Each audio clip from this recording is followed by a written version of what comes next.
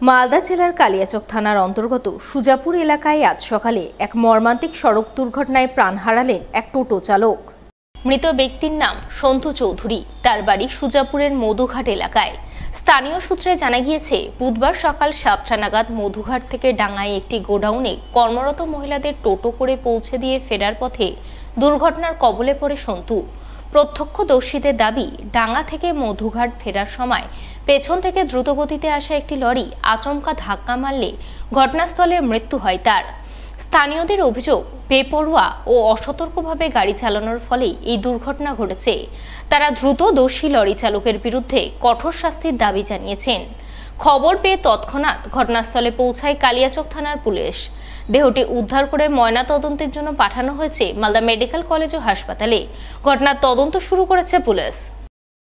7টার দিকে বাড়ি থেকে বেরিয়ে গেছিল।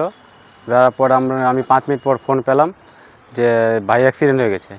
যে দেখলাম যে বড় গাড়িতে মেরেছে, টোটোটা ভেঙেছিল। এখন তো সবাই যেটা বলছে আমরা তো দেখিনি, আমরা বাড়িতে ছিলাম, বড় গাড়িতে বলে মেরেছে।